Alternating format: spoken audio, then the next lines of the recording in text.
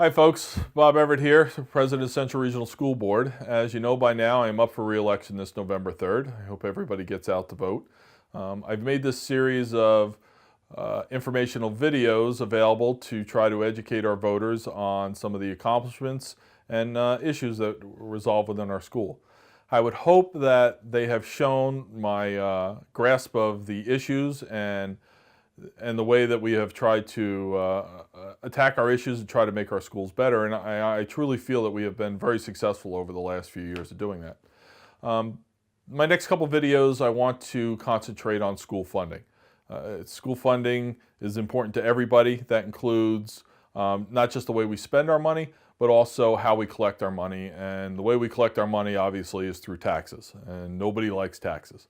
I can certainly understand the burden of property taxes. I can tell you that I'm fortunate enough to own 2 homes in Bayville and a business, and my property taxes exceed $26,000 a year.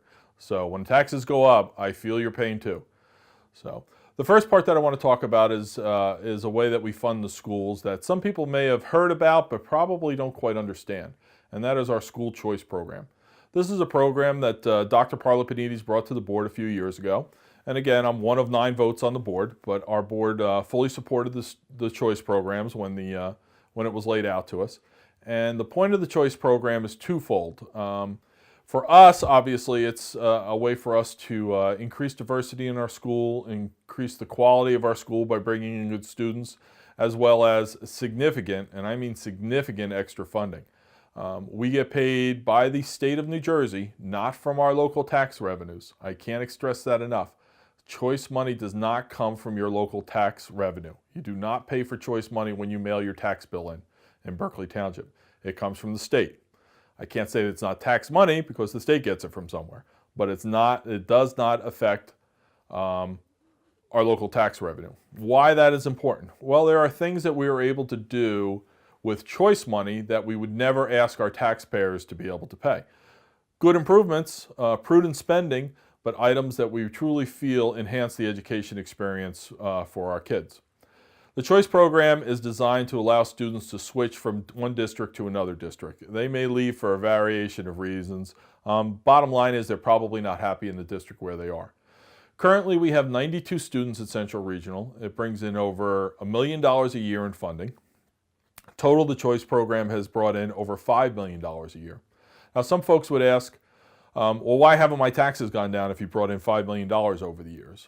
And my answer to that would be that your taxes have stabilized because of the choice funding. We've been able to use the choice money to help offset costs that we normally would have to ask our taxpayers for. In addition, we've also been able to use, as I said earlier, choice money on projects that we probably would have never asked you for that made our school better. Both, in my opinion, are a win-win. The choice students come from all over Ocean County. There's a bit of a misconception out there that we just take the troubled kids from another district and that's why they come to Central, because they can't go. That couldn't be further from the truth. We have strict academic standards that you need to apply for choice. Not everybody gets accepted.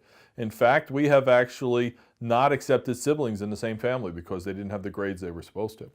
And the proof is in the performance of the choice kids when they come to Central Regional. As of right now, like I said, there's 92 kids in school. 75% of those kids of choice students have made honor roll or high honor roll. That is far and above the less than 50% average of our home population for choice. So we're bringing in good kids. They are escaping or leaving their school district for a variety of reasons. Another common misconception is that all of the choice kids come from Lakewood, and that's not true. Because of the troubles in the Lakewood School District, we do have quite a few Lakewood kids. In fact, the number as of right now currently is 36 kids from Lakewood. But you may be surprised at the next 2 on the list. We have 26 kids from the Toms River School District, and we have 22 kids from the Lacey School District. We also have kids from Southern and Manchester, and the rest are scattered from all over the county, all wanting to come to Central Regional because of the programs and the quality of education they're going to get. And that's very, very important. As I said before, some of the funding options that or some of the funding that we've used the choice money for has saved our taxpayers money.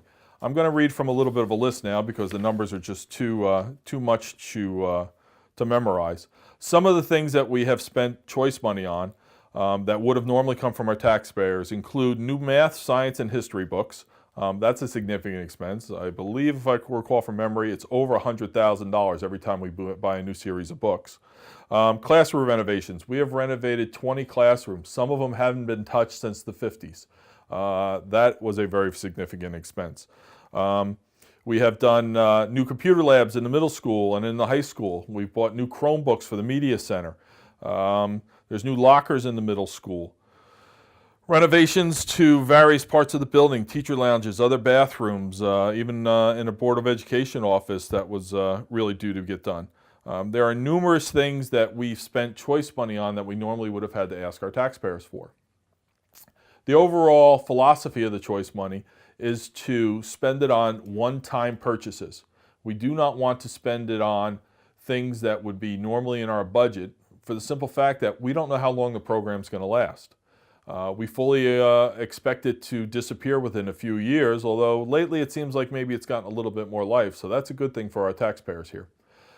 We don't want to fund something that's normally in our budget, because if it goes away, then we have a hole in the budget. We have to ask for that money back from the taxpayers. And that could be very, very difficult when we haven't passed a budget in Central Regional 30 out of 32 years. That could be a real challenge trying to get that funding back. And we need that to run our schools. So those are some of the things about the Choice program that I'm not sure everybody understood. It has also allowed us to make some very, very significant improvement to our facilities, and those are some of the flashier things that everybody sees. For example, the 2 marquees out in front of the school, the video marquee in front of the high school, along with the brand new one we just put in the middle school. That all came from Choice money. That was not local taxpayer dollars. And of course, the biggest item that we've been able to do is our new football and track stadium down at the football field. The track that was there was still the original track with the basic foundation from 1950. It was out of date, it was the wrong size, and it desperately needed to get done. It was past the point of even being able to renovate what was there. So we made the investment because we had this extra funding, and we're able to build that beautiful facility, which is very quickly going to pay some real dividends. So those are some of the flashier things that we've been able to do.